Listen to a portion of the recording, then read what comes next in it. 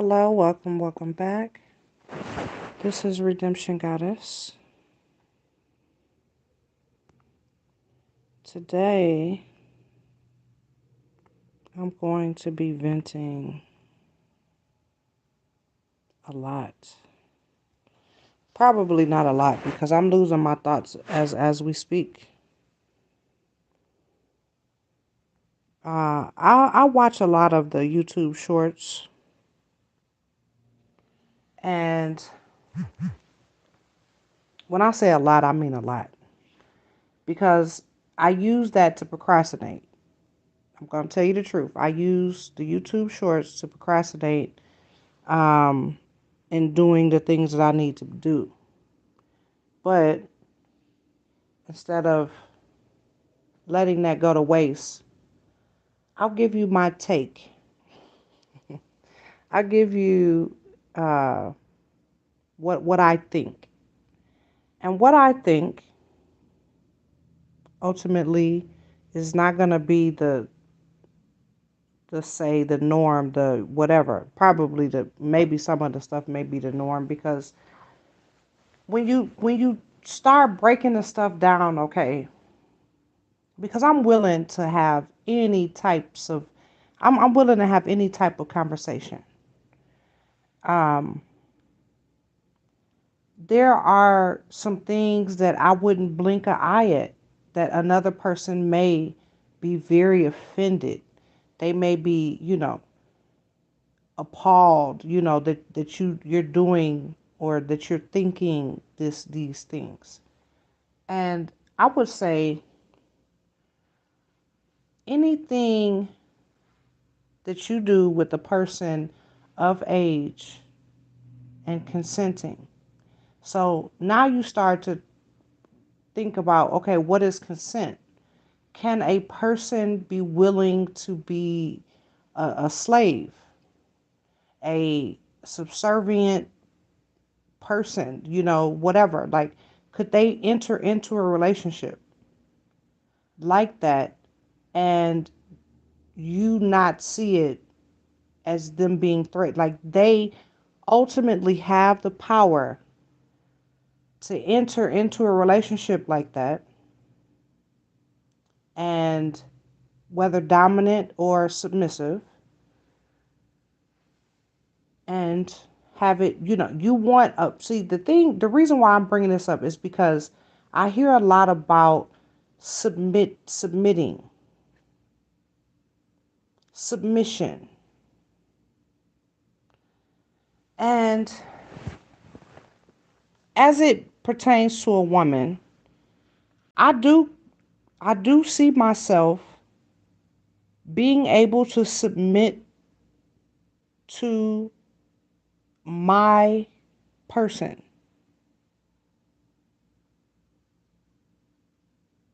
You submit to a boss. So I don't have a boss. And I don't really want people to submit to me either. But if they choose to submit to me, I have a set of rules that they must follow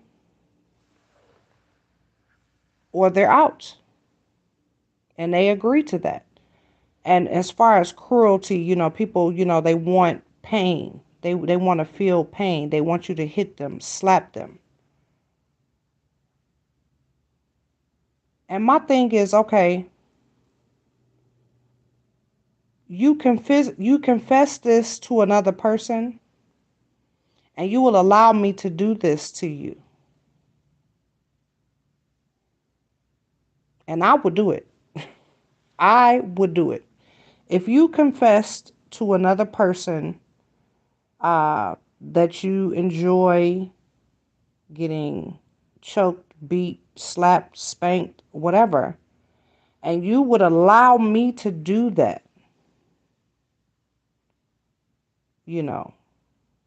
But the minute that you don't want that anymore, the minute that you say, ouch, the minute that you say, this is painful and I'm not enjoying this anymore, the minute that you said that, I will be with you on that too. Okay, no more pain then.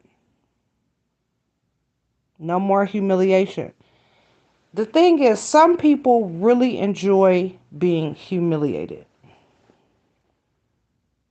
They really enjoy that. And I think that they attract the opposite of it, of what they're looking for. So they attract people that will love them and lift them up and talk to them nice and be nice to them. They don't attract necessarily the humiliation that they really crave. So then they'll go out and they'll pay someone to humiliate them.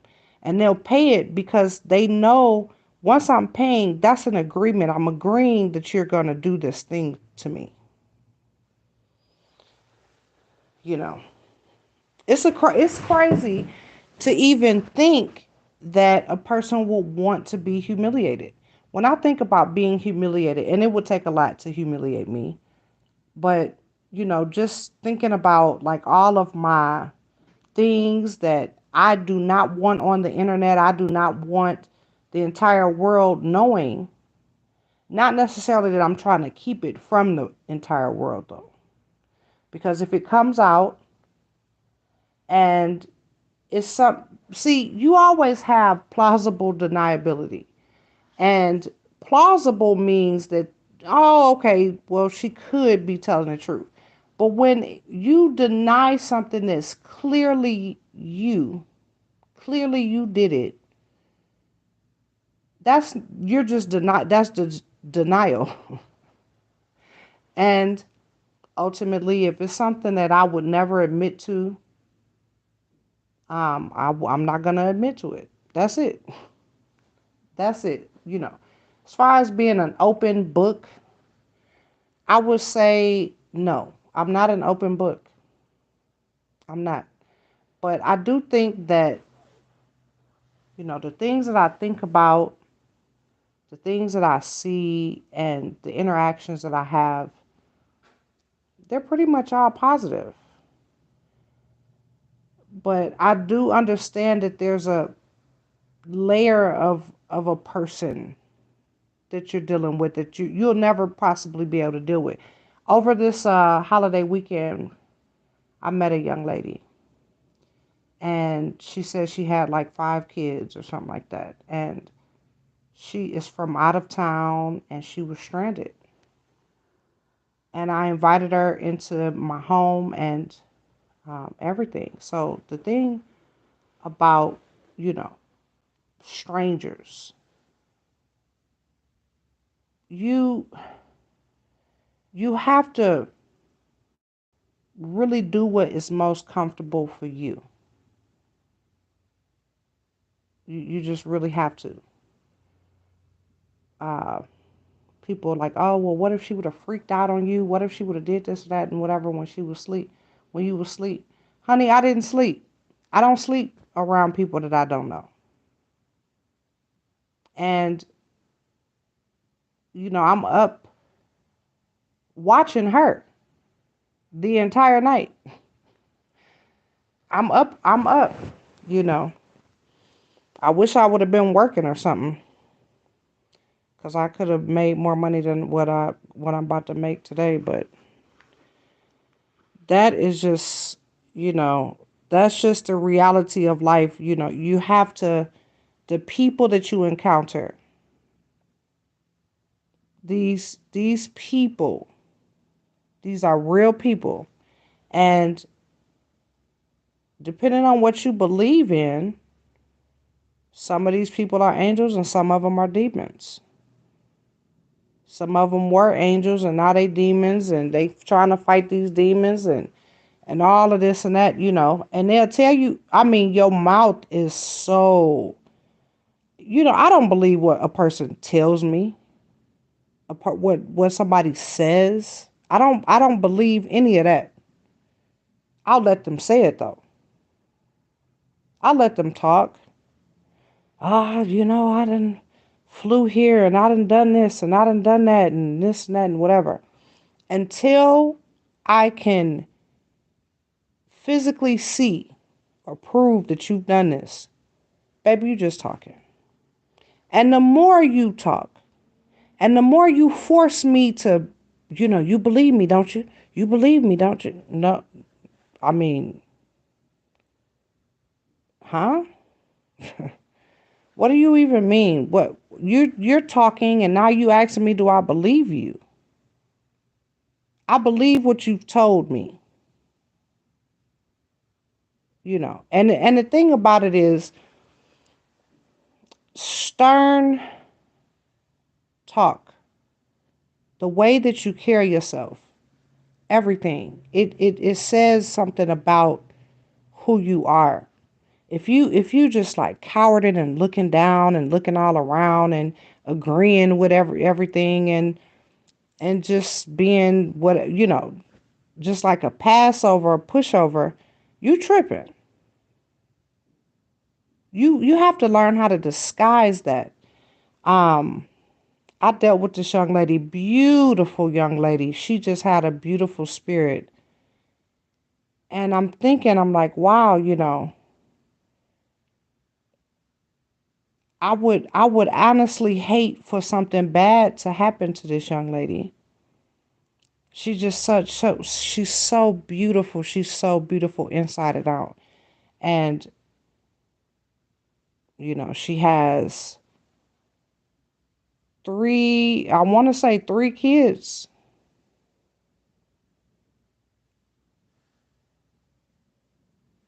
Beautiful young girl. And it's just so crazy. I'm just like, well, how does she act with the male? Like, I'm just trying to wrap my brain around how, you could fail at relationships three times. That doesn't make any sense. It doesn't. But I would say that when you're seeking validation, when you're seeking love, you want to be cared for, you out there, you really looking for it instead of letting it come to you, praying to God that it comes to you, calling on your creator. It starts with you talking to the creator. And you just say, Lord, I'm ready for my husband. I'm ready for my person. There's a reason why I haven't prayed that prayer. Because I know that once I pray that prayer, it will be granted to me. I will find my husband. The thing is, I got married and the whole situation, I don't even want to get into the situation, but it's still a beautiful situation. But once you find that love, when you have to be able to deal with the ups and downs because listen, in my book, unless he kicking your behind, unless he kicking your butt, because verbal abuse, it starts with like, hey, why are you talking to me like that? He's still talking to you like that. Because after he's still talking to you like that and you don't allow it, you separate.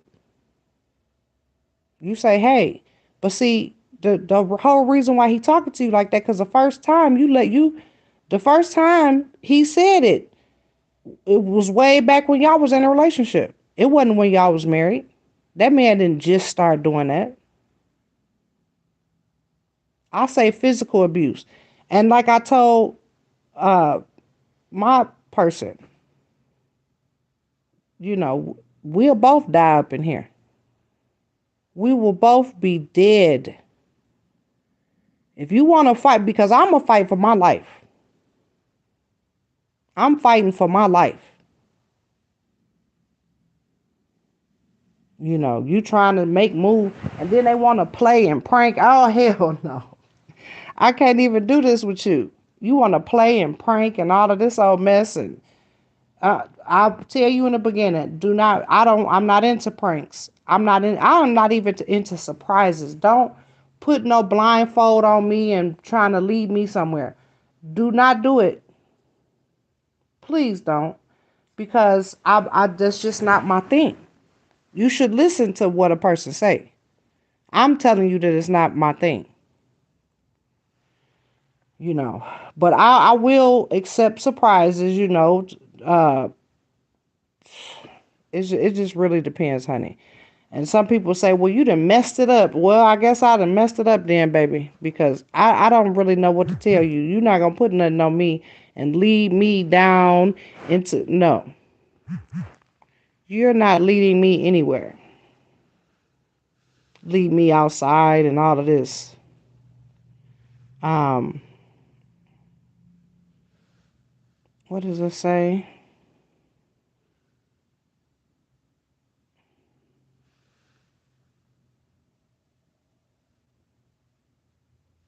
Mm.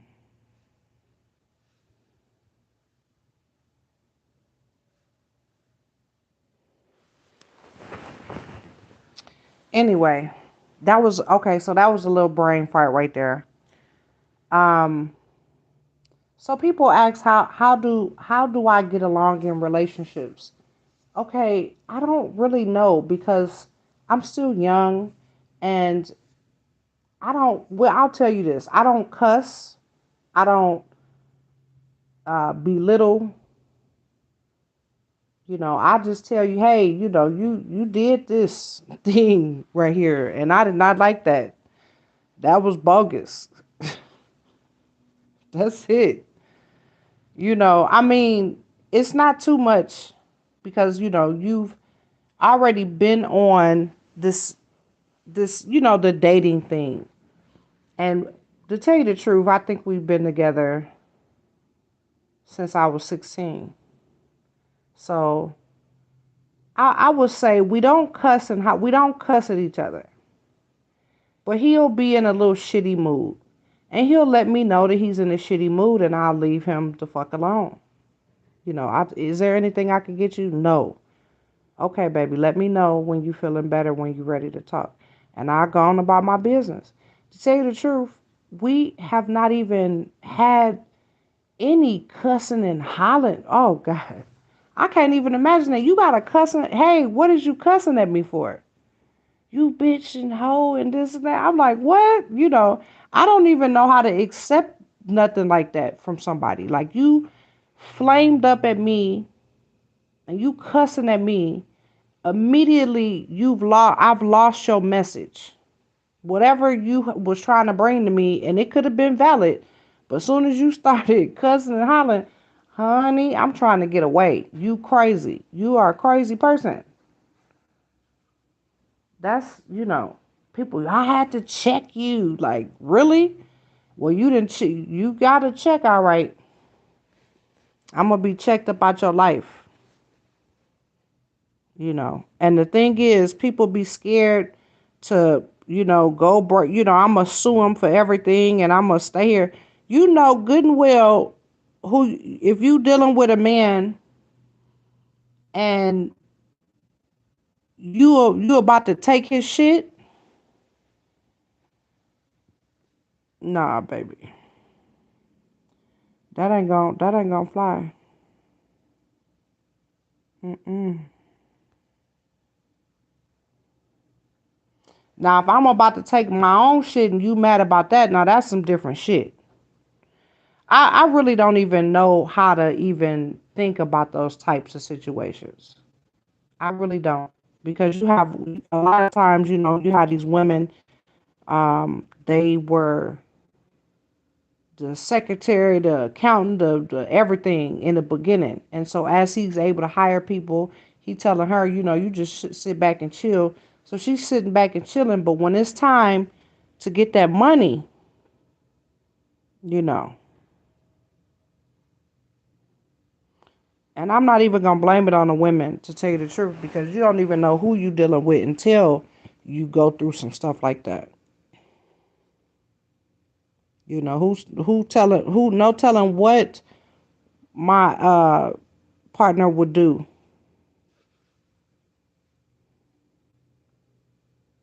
if he had to split everything.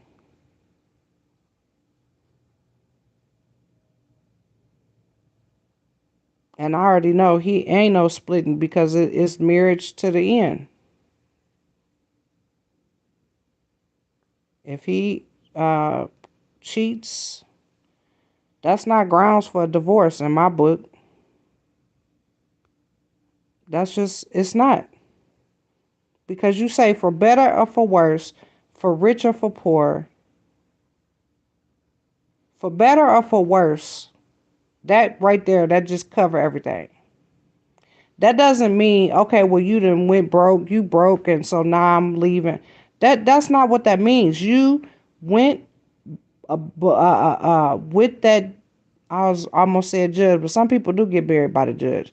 But you went with the pastor and you lying to you're lying basically when you get divorced.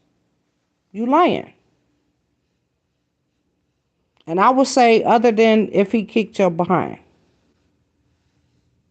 Now if he kicked your butt and I ain't gonna say keep kicking it, cause if he kick it once, he gonna keep girl. And you ain't necessarily gotta sign no papers and get divorced, but girl, you picked one right there. You got you one. And I don't even know what to do with that, but I would tell you, I wouldn't have any more I wouldn't have any more contact. I would still be married though, cause I probably wouldn't sign no papers. And to tell you the truth, if a guy really kicks my butt, I would be. mm, This woman, okay, so every year, every beginning of the year, these people be popping.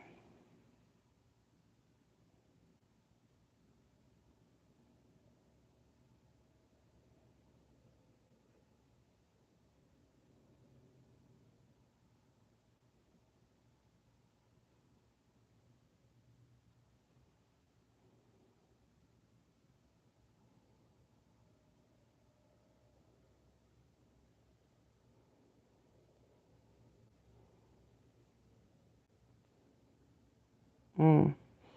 Anyway, there's not too much news right now. Let me check. Let me check. Good old.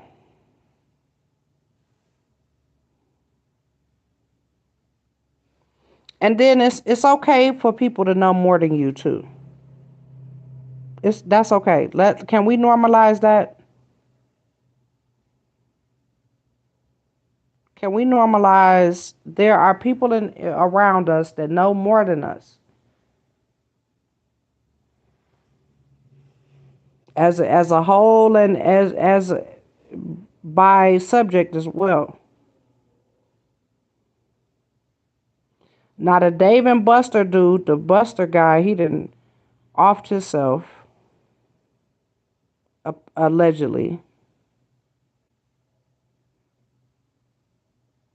Innovative and creative force in a statement confirming his death.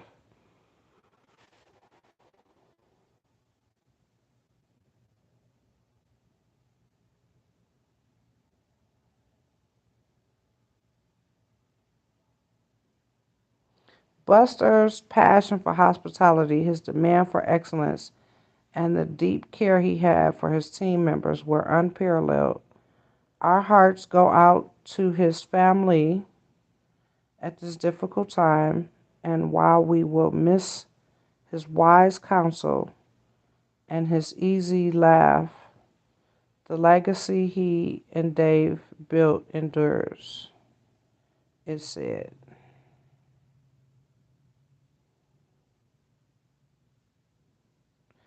Dallas police, oh wow, this was, wow. Dallas police told CNN that a man with the same name was found with an apparent self inflicted gunshot wound at a house on Monday. He was taken to the hospital where he died.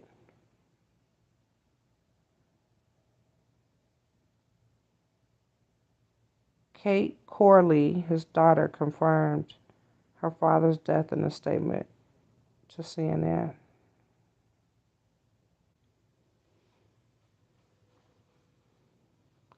Buster Corley had a stroke 4 months ago that caused severe damage to the communication and personality part of his brain. The family asked for privacy during this time. Before the first date, Dave and Buster's opened in Dallas in 1982, Corley owned a restaurant with tasty food and friendly service in the late 1970s. Nearby, David Corey Vey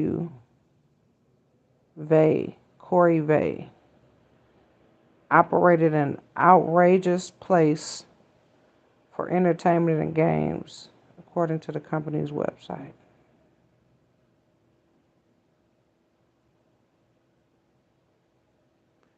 After noticing that customers would frequent both places, the entrepreneurs teamed up to create the first Dave and Buster's in Dallas, combining arcade games and food.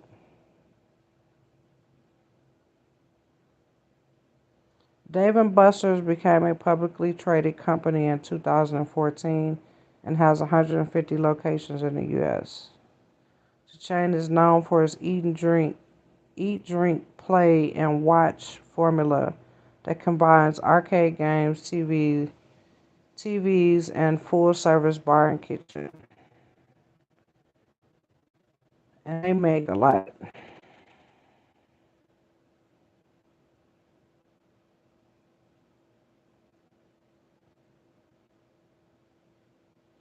Wow, that was in Dallas. Well, the Dave and Buster dude is gone. Dang.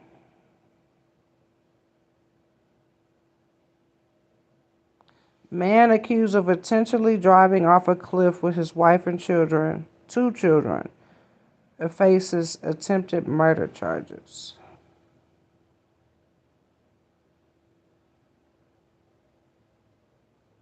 All four occupants of the Tesla survived the crash Monday after the car plunged 250 to 300 feet to the road it was on and into a rocky beach area known as Devil's Slide, about 20 miles south of San Francisco.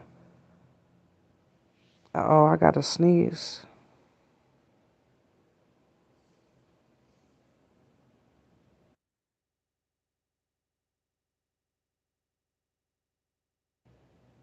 Wow, I caught it. Okay. The San Mateo County Sheriff's Office initially said in a social media post that the children were unharmed, but the California Highway Patrol said occupants of the car were taken to the hospital with severe injuries or with serious injuries. The four-door white Tesla was traveling south one Highway 1 just south of Tom Lantos Tunnel between Pacifica and Monteria on Monday. When it veered off the road, it plunged at least 200 feet below the road. Okay, the damage to the vehicle would indicate that it hit, then flipped several times. Based on the evidence collected, investigators developed probable cause to believe that the incident was an intentional act. The driver from Pasadena, California, was arrested on suspicion of attempted murder and child endangerment, according to their arrest report. He will be formally booked into San Mateo County Jail after his hospital treatment, the Highway Patrol said. Oh, wow. He going to jail.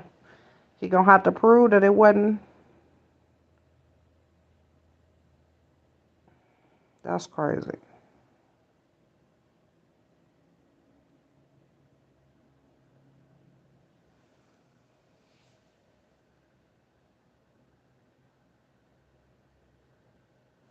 A $3,300 self-driving stroller is at this year's CES. Are parents ready? No, I'm not. I don't need no stroller.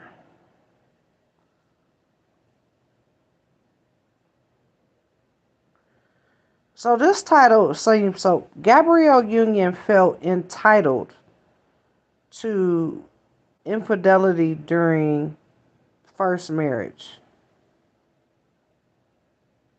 She felt entitled to it. I don't even understand that.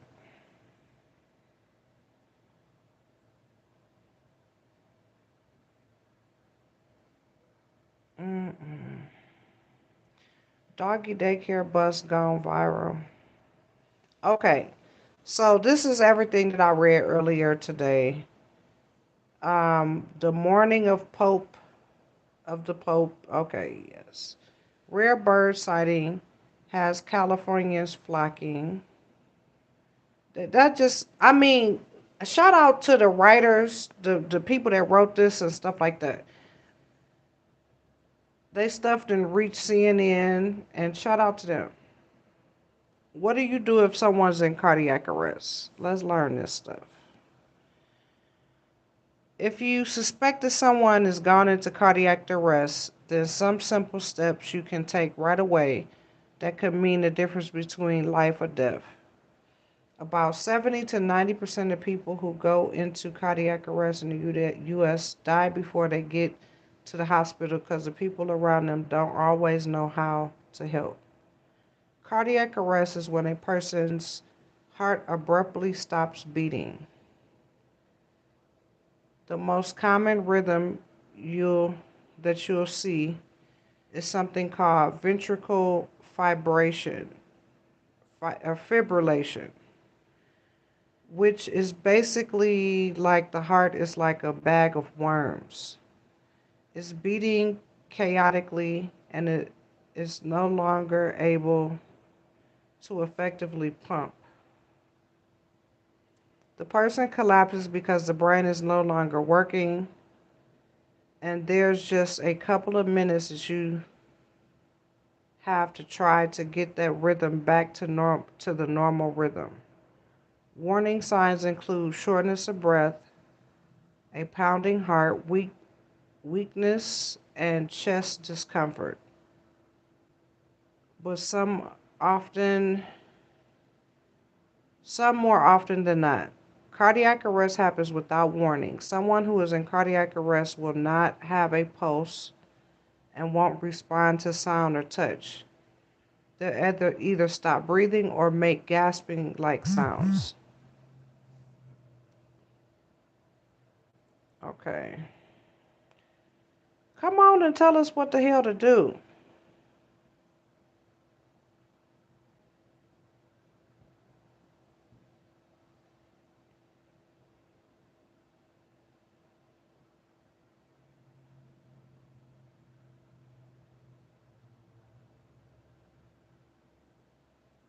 It's just okay, the heart. Okay. Blockage, circulate. The heart cannot circulate blood. Damn.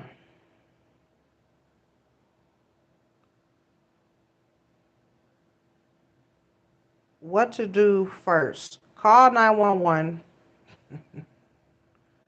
Call 911 immediately. You want to get professional help there as quickly as possible. When the heart cannot, okay.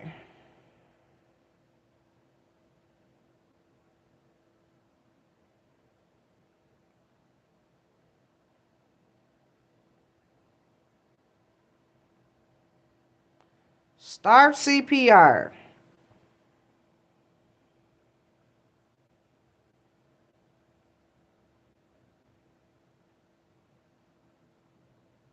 I hope you guys have CPR training. Okay, here goes. Put the hands in the center of the person's chest and then press hard at 100 to 121 beats per minute. It may also help to hum the song with this tempo, like staying alive, staying alive. Oh my God. Oh my God. Well, you got to pump on their chest. And you got to do that shit hard.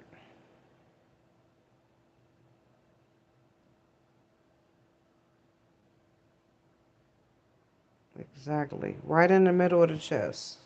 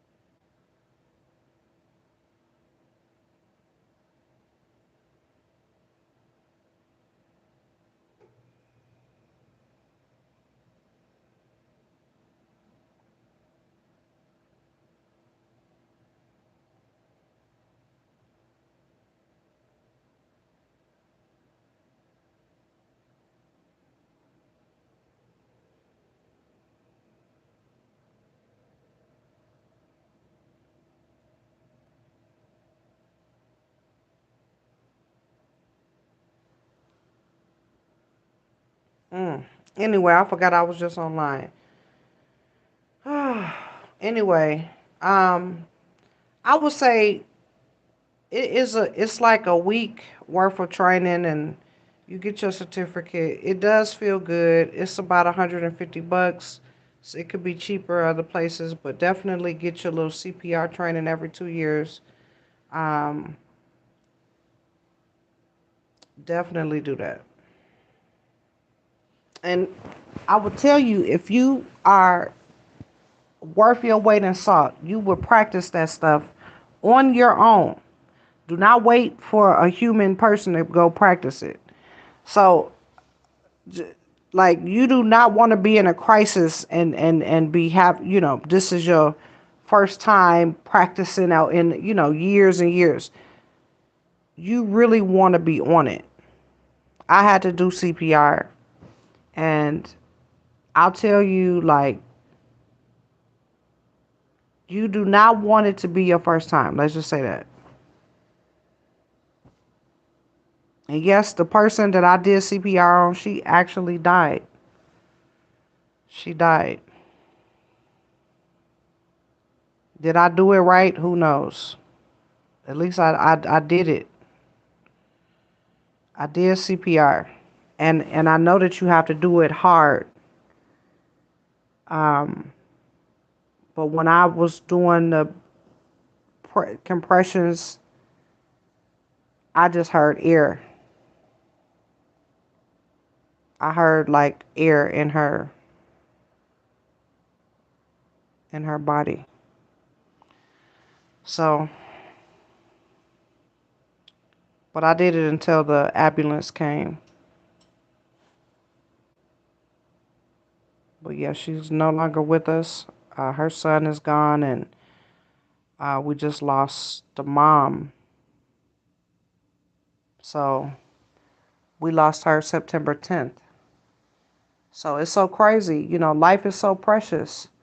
I don't even understand why we get into all these debates and swear up and down. We ain't gonna, we not talking to this one or that one or whatever over some words or over like something stupid, just truly stupid. And I do understand we do have bigger disagreements that we clearly can't get over. But these small disagreements that keep us away from each other for so long, families, not wanting to heal and deal with certain things. That's just too much. It's too much. Um,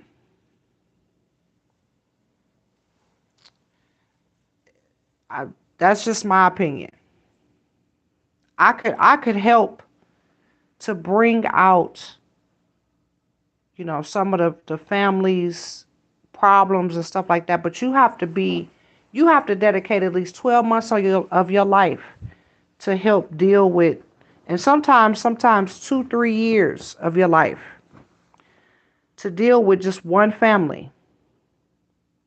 And when people start talking about the money, the money, the money, honey, it's not about the money. The money is bare minimum for me to, come and facilitate that for you. The biggest commitment, and this is why you don't really, there's therapists obviously, but I'm talking about people that really dedicated their lives to help people. It's not about the money. It's really not. Um, I think that a lot of this stuff should be covered, under like your health care and stuff. You shouldn't have to pay too much out of pocket. But I would say you do have to pay some out of pocket because you're dealing with this thing. You need to go and speak with someone and unpack this stuff. 2 hours a week to start a plan. You journaling, you writing, you getting this stuff out of you. Because to sit up there and to have it built up, just years and years worth of stuff. And now you're not talking to this one and you're not speaking to that one and all of this old mess. It's just mind boggling. I know that the holidays is a good time to just be with family, but you also get to see who's not there, who won't come, you get to see all of this stuff. And over this next year, I pray that we could just get it together. We could sit there and reach out to someone that we had something petty. Like, I'll tell you straight up, a lot of times people owe you money and stuff like that, and you feel like it's disrespect. But I'll, I'll implore you to walk a mile in that person's shoes. They had to ask you for that money and pay you back. So they don't have the money and they got to pay you back, right? Well, you saying they should have never asked then. Who else would they have asked? You know, sometimes we force people into this mess. It's like, this person don't have the money. You know that they didn't have it. I need 200. A lot of times we fell out with people over $200-300. You know, and let that person play you. Like, yeah, you don't get your money back. They out there, oh, I had this homegirl. She really did me bogus. She was out there spending and just, and I pull her to the side. I'm like, oh, well, what's up with the money? Oh, I ain't got it yet. I said, well, apparently you have it because you out here spending and you doing this and doing that extra on top of, whatever you was supposed to be doing. You supposed to handle all your business first, then go play. She was like, I ain't know you was like that. So now it's not on me now. It's not on me. This young lady quit. She stopped, talking to me, stopped being around. She just wound up disappearing forever. And to tell you the truth, I'm happy. I'm happy. But I'll tell you, like, if she was constantly telling me every week, like, look, I don't have it, but I'm still working on it and this and that. And she's still working and, she's not out there blowing her money and this and that. She's just still trying to get by. I might hit her with some more cash. Like, look, don't worry about the other money. Don't worry about this money. Get on your feet. You never really, people that play you, people be like, well, what, you borrowing it? No, I ain't necessarily borrowing it. I'm not borrowing it because I don't really necessarily know how I'm gonna pay you back. And just saying that alone will take some of the pressure off of that other person. So now they saying, well, do I get them this money or say no?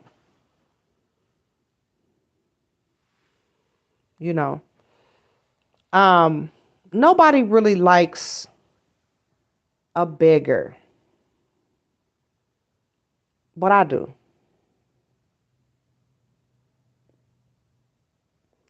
I really could, I'm telling you, let me just give you my little perspective here. If you don't have any money and you go and you ask people for money, I think that that's an honorable thing, especially if you trying to get back on. Like you don't have nothing, nowhere, and you just happen to you're depending on people to give their hearts, and that's what you have to work with, and you hopefully promise yourself to never get down that low, but that's what you have to work with. And I've been in that position, and I'll tell you all day of just asking and just begging people to give you whatever change or whatever they have all day, all fucking day. I didn't barely make nothing, nothing in 12 hours. Versus when I'm out there with a product, you have something to sell and you out there selling it